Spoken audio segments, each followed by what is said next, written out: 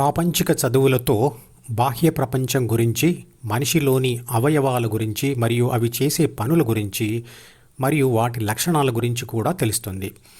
కానీ తనలోని అంతర్ప్రపంచం అంటే ఆత్మ ప్రపంచం గురించి తెలుసుకోవడం మాత్రం ప్రాపంచిక చదువులతో సాధ్యం కాదు. మనిషి తన 2 కళ్ళతో పదార్థ ప్రపంచాన్ని గమనించగలుగుతాడు.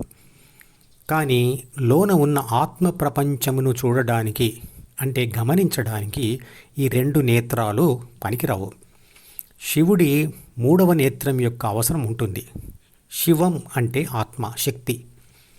శరీరంలోంచి శివం వెళ్ళిపోతే మిగిలేది శవం. శవం అంటే జడ పదార్థంతో చేయబడిన శరీరం మాత్రమే. శివనేత్రం అంటే ఆత్మ యొక్క ధ్యాస లేదా ఫోకస్. ఈ శివనేత్రం ధ్యాస పెట్టే దాని మీద ఒక ప్రత్యేక పద్ధతిలో ధ్యాస పెడితేనే అది జ్ఞాననేత్రం అవుతుంది. అంటే ఆత్మకు ఆత్మ జ్ఞానం లేదా పరమాత్మ జ్ఞానం లేదా పరమాత్మ యొక్క ప్రత్యక్ష జ్ఞానం కలుగుతుంది.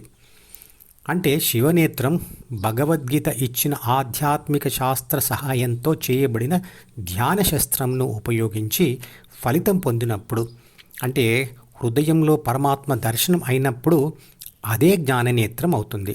అంతవరకు ఆ శివనేత్రం ప్రాథమిక మనసు మరియు ద్వితీయ మనసుల సహాయంతో జ్ఞానేంద్రియాల ద్వారా ప్రాపంచిక సుఖదుఖ అనుభవాలు పొందుతూ ఉంటుంది. గరళం అంటే విషం. పదార్థంతో చేయబడిన విషం గొంతు దాటి కిందికి కడుపులోకి వెళ్తే మనిషి చనిపోతాడు. జ్ఞాపకాల పుస్తకం అంటే చిత్రపటంలో చూపించిన డిలో ఉండేది మానసిక విషం.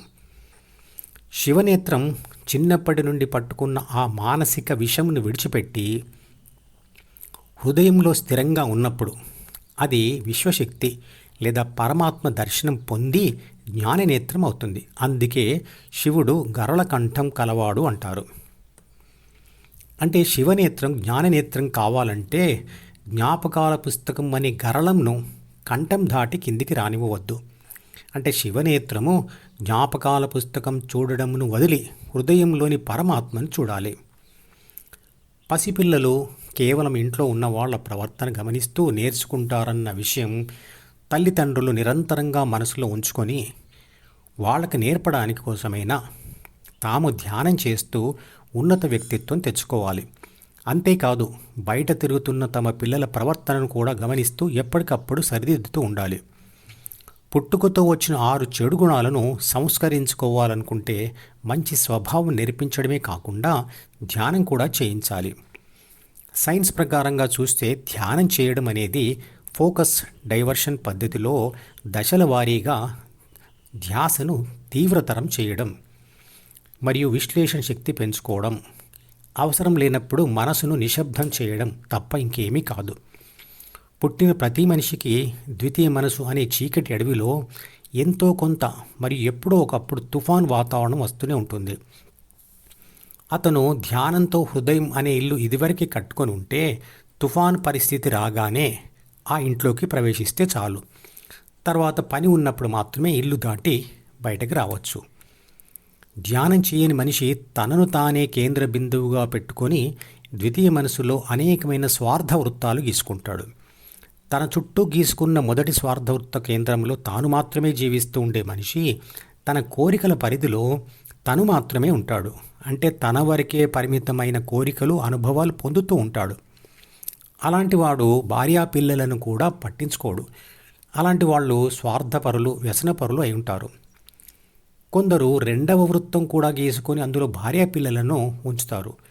తర్వాత వృత్తాలలో తల్లి, తండ్రి, అన్నదమ్ములను, తర్వాత బంధువులు, తర్వాత స్నేహితులు, తర్వాత తన కులం వాళ్ళు, తర్వాత తన ప్రాంతం వాళ్ళు, తర్వాత తన సిద్ధాంతం అనుసరించే వాళ్ళు, తర్వాత తన మతం వాళ్ళు, తర్వాత తన దేశం వాళ్ళు ఉంటారు. మనిషి తన చుట్టూ ఉన్న అందరినీ ఇలాంటి అనేక వృత్తాలతో విభజించి బ్రతుకుతాడు. ఇవే తుఫాన్లను సృష్టించేవి. మధుపదం యూట్యూబ్ ఛానల్లోని ప్రతి వీడియోకి ఒక నెంబర్ ఇవ్వబడింది. 1వ నంబర్ వీడియో నుండి మొదలుపెట్టి వరుసగా చివరి వీడియో వరకు చూస్తేనే ఆత్మశాస్త్రం సంపూర్ణంగా అర్థమవుతుంది. ఈ వీడియో డిస్క్రిప్షన్లో ఉంచిన మధుపదం ప్లేలిస్ట్ లింక్ ద్వారా అన్ని వీడియోలు వరుసగా చూడవచ్చు.